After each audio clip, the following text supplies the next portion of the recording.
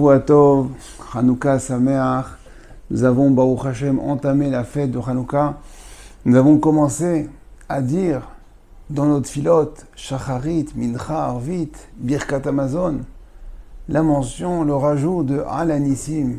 Alanissim. Alors on va le répéter 3, 4, 5, 6 fois peut-être par jour, selon le nombre de repas que chacun va faire. Alors, pourquoi répéter cette fila? Alors, c'est d'abord un remerciement. On vient remercier Akadosh Baruch Hu sur les Nissim et les Niflaot qu'il a fait pour nous et nos pères. Mais plus que ça, quel impact ça peut avoir et comment ça peut nous influencer? Qu'est-ce qu'on peut surtout retirer de cette fila qu'on va répéter 3, 4, 5 fois par jour pendant 8 jours? Alors, il est écrit Ala Nissim, Ve'ala Polkan, Ve'ala Gevurot, Ve'ala Teshuot, Ve'ala Niflot, Ve'ala Nechamot, She'asita ala Avotenu, Bayamim Hahem, Bazem Hanazeh. On vient remercier Akadosh Baruch Hu pour les Nissim, les délivrances, les Yeshuot, les consolations, tout ce qu'il a pu faire pour nous, pour nos pères, Bayamim Hahem, Aval, Bazem Hanazeh, jusqu'à ce jour aujourd'hui, jusqu'à ce jour. Et puis on commence, Bimé Matatia ben Yochanan Kohen Gadol, ce fut à l'époque de Matatia, le fils de Yochanan, qui était Kohen Gadol, qui faisait partie de la famille des Roshmonaïm, ou Vanav, Keshem Amda, Malchut, Yavan Aracha. Quand elle s'est levée, la royauté de Yavan, donc les Grecs Aracha, donc les mécréants, à la Mecha Israël, sur ton peuple Israël, les Shakecham, Toratar, ou la Vira Mechouké Atzonar. Leur faire oublier la Torah et la Vira Mechouké Atzonar. Elle est détournée de tes lois, de ta volonté. Alors, qu'est-ce que ça veut dire, les Shakecham Toratar? Qu'est-ce que ça veut dire leur faire oublier la Torah? Comment ils vont se mettre là? Les Grecs, ils vont venir, ils vont dire, écoute-moi bien. Tu dois oublier toute la Torah. Oublie, vas-y. Et oublie ta Mishnah, oublie ton Chumash. Tu dois oublier. Ils viennent comme ça avec des magnums, avec des épées, ce que vous voulez, des armes. Vous devez oublier. Est-ce que c'est comme ça que la Grèce, que les Grecs allaient agir? Non, la civilisation grecque était très classe, très intelligente. Les philosophes, les mathématiques, le sport, c'était des gens adin, comme on dit. Alors comment allait-il agir? Eh bien, comme leur nom l'indique, Yavan. Yavan, comment on écrit Yavan en hébreu? Yud, Vav, Nun. Yud, c'est une petite lettre, un droit comme ça. Vav, c'est un peu plus grand que le Yud, c'est 2 fois plus grand que le Yud. Et Nun Sofit, c'est 2 fois plus grand que le Vav. Donc, ils allaient agir petit à petit, en douceur, et rentrer comme ça en profondeur, mais charmant, parce que Yavan à l'envers c'est Noi, Noi c'est la beauté, le charme. Alors comment ils allaient faire oublier? Alors d'abord, ils ont dit, ils n'ont pas fermé les bêtes à Midrash, les bêtes à Knesset étaient ouverts, tout était ouvert, vous pouvez, à Botaï, vous pouvez l'étudier. Mais, ce qu'on vous propose, c'est quand même d'étudier la philosophie, les mathématiques, Pythagore, Thalès. C'est bien de s'instruire. Et puis, vous allez faire un peu de sport. Il faut étudier après, à votre corps, vous étudiez, il faut étudier un peu de biologie, de SVT. Continuez à étudier. Alors bon, c'est vrai qu'ils ont commencé à étudier un petit peu un peu de mathématiques, un peu de sport, un peu de biologie. Puis, ils étudiaient 8 heures de Torah. Du coup, on va prendre une petite heure de mathématiques par semaine, donc 7 heures, puis après 6 heures, 5 heures, 4 heures, et puis après, on n'a plus le temps, on va écouter un petit cours, on va écouter la dracha du Shabbat, du rabbin. Et au fur et à mesure, les Shakecham Toratera ou la Vira Mechuketza, au fur et à mesure, en douceur, ils vont leur faire oublier la Torah parce qu'en fin de compte, ils leur ont pris la tête. Ils leur ont pris la tête avec d'autres choses. Alors, Rabotai, regardez ce qu'on dit au début. Ala Nissim, et ala Polkan de la Gevurot, voilà. She'asita, lavotenu. Bayamim Hahem, à leur époque, Yahasra, Bazem Hanazeh. Bazem Hanazeh pour nous dire que Ramim m'ont institué de dire cette fila 3 fois par jour.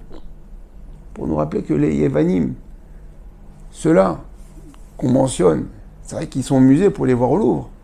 Mais aujourd'hui, et hier, et avant-hier, ils avaient d'autres noms. Il y a 50, 60 ans. Il s'appelait l'Alliance. Ils ont débarqué en Tunisie, Maroc, Algérie.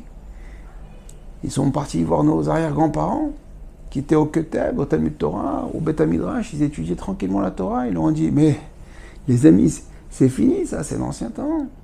Ils se sont adressés aux enfants.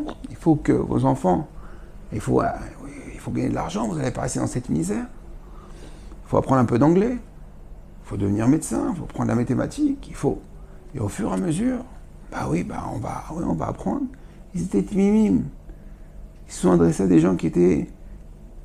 Ils avaient confiance, ils ont dit l'Alliance, c'est des Juifs, peut-être que... Au fur et à mesure, mais en fin de compte, c'est pareil, c'est la culture grecque. Et malheureusement, c'est une catastrophe. Puis ils sont arrivés en France, ces Juifs-là qui avaient perdu leur attache, sont arrivés en France, ils se sont mariés, il y a eu des mariages mixtes, il y a eu des choses. C'est la Grèce. C'est la Grèce, Rabotai. Chaque génération, il y a deux ennemis. Il y a la force. On connaît le Hamas, le djihad, les nazis, ce que vous voulez. Et il y a le charme. Ce qu'il a dit Yaakov, quand il allait rencontrer son frère, il a prié à Kadosh Baruch Hu, Atzilenina miyadachi miyadesav. Sauve-moi de mon frère, sauve-moi de Esav. Tout de suite, les commentateurs demandent, mais je ne comprends pas, Yaakov, il avait deux frères ou un frère? Pourquoi il dit sauve-moi de mon frère, sauve-moi de Esav? S'il a un seul frère, c'est quoi ce langage redondant? Parce qu'en fait, des fois, il avait peur à ce qu'il va venir. L'ennemi peut venir en tant que Esav, brutal, avec des armes, la machette, des RPG, des grenades, des lance-roquettes. Ou bien, comme Achi, en tant que mon frère. L'association judéo-catholique, l'amicale de l'islam et des juifs. Il faut comprendre, il faut s'associer. On va allumer la Hanoukia à l'Élysée. C'est la Grèce, Rabotai. C'est la Grèce. Le Beth Halevi donne à ce sujet-là un machal, une parabole extraordinaire. Il dit un jour, le vent et le soleil font le pari de retirer le manteau d'un homme qui passait dans la rue.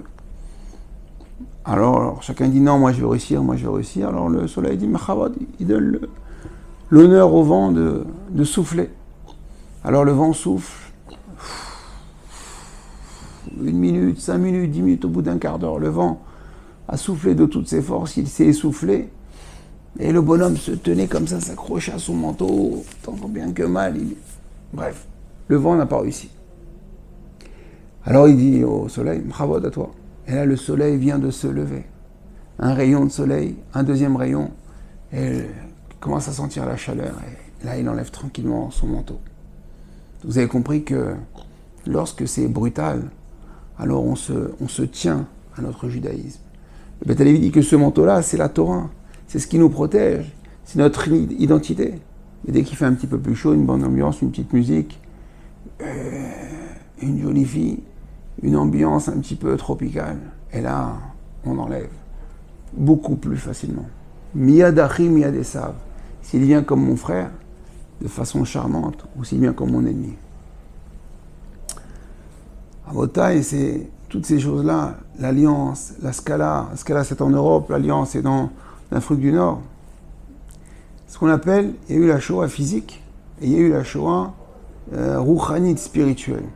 Et ils ont fait des massacres. Combien il y a eu de mariages mixtes? Combien de juifs on a perdu? Et mis à part ça, même si on ne les a pas perdus, ils sont restés juifs, ils se sont mariés, mais ils auraient pu être. Il est devenu un grand médecin, il est devenu un grand avocat, il est devenu un grand informaticien. Mais il aurait pu être un Rosh Kollel, il aurait pu être un Rosh Yeshiva, il aurait pu être un Talmid Racham. Un jour, le Rav Salanter, il était assis à sa fenêtre comme ça, il regardait la grande rue, et il disait, là est enterré Rabbi David, un tel Rosh Yeshiva là est enterré Rabbi Shmuel, là est enterré et là, il n'arrête pas de parler comme ça pendant 10 minutes. Alors ses élèves le regardent, ils disent, mais il n'y a pas de cimetière ici. Qu'est-ce qui est? Le Rav, il est fatigué. Oui, ils vont à un cimetière. Alors ils le regardent comme ça. Au bout d'un moment, ils vont le voir et dire, Rav, il y a un cimetière ici, on n'a pas... Il n'est jamais parti pèleriner. Il dit, mais vous ne voyez pas? Il dit, qu'est-ce que... Vous ne voyez pas ces juifs qui passent dans la rue? Lui, il court au travail, lui, il court machin, lui, c'est le pharmacien, lui. Il aurait pu devenir un grand Rosh Yeshiva, il aurait pu devenir... Bref, il y a vu le potentiel de chacun. Et ce potentiel-là, il a été détourné, il a été pris. Ce potentiel de Gdusha, cette intelligence-là, il a été pris, au lieu d'être mis au service de la Torah, il a été pris au service du Chol. Les jeunes Français, ils passent le bac français. Combien de textes? 20, 30 textes. Molière, Victor Hugo, ça, ce que vous voulez, la philo. Et on apprend par cœur. Ça nous prend la tête. Ça lui reprend la tête, il n'a pas de place. Il dit, mais je ne peux pas étudier. Il veut bien l'étudier, il veut bien. Il dit, j'ai pas le temps, je dois préparer le bac. Et comme ça, les Shakiram Torah Techa, c'est comme ça qu'ils nous font oublier la Torah. Et comme ça, les Aviram, ils nous détournent de tes volontés.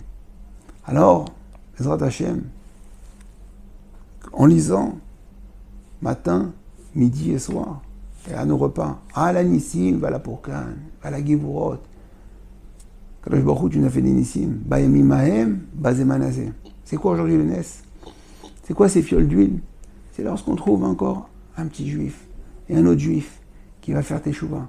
Il lui restait un petit peu d'huile au fond de lui, au fond de sa neshama. Et Baruch Hashem, il avait de quoi rester allumé pour un cours ou peut-être 2 cours, et il s'est complètement réveillé. Cette petite fiole d'huile, parce que Shemen, Ha-Shemen et Neshama, c'est les mêmes êtres. Il restait une petite étincelle dans sa Neshama, et Baruch Hashem, elle s'est rallumée. Je parlais avec quelqu'un cette semaine, il m'a dit, il avait rencontré quelqu'un, il lui a dit, mais dis-moi, tu étudies pas? Il dit, j'ai pas le temps d'étudier, j'ai un petit créneau comme ça de 8h à 10h, mais de toute façon, il n'y a rien. Et il dit, mais quoi, il n'y a rien? Mais va là-bas, va. Il habitait dans le 19e. Il a dit, mais va, peut-être que tu vas trouver où tu habites. Alors il lui dit, non, il n'y a pas. C'était dans le 19e, il est rentré à Henri Murger. Et il ouvre comme ça, il ouvre la porte. Et il y avait des salles de classe. Il rentre.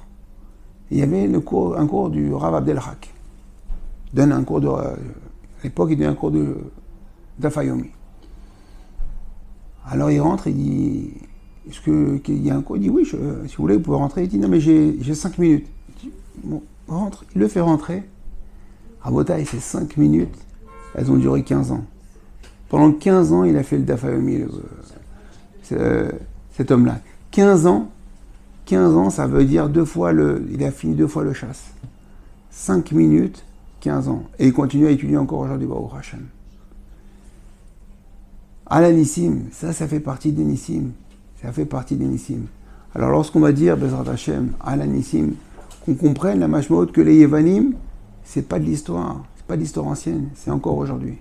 On doit se renforcer et faire de la place. Dire d'abord, avant d'apprendre l'anglais, les maths, la physique, la biologie, tout ce que vous voulez, d'abord mon cours de Gemara, d'abord ma Mishnah, d'abord mes halachot. Je suis un juif, je dois rester juif. En Bezrat Hashem, qu'on rallume la flamme qui est en nous, la flamme de nos enfants, de nos frères, de nos sœurs, de nos cousins, de nos voisins, de tous ceux qu'on connaît. N'ayez pas peur de les allumer, Bezrat Hashem, pour les faire briller de la plus belle façon. Je vous dis à très bientôt, Hanouka Sameach, Kol Tov.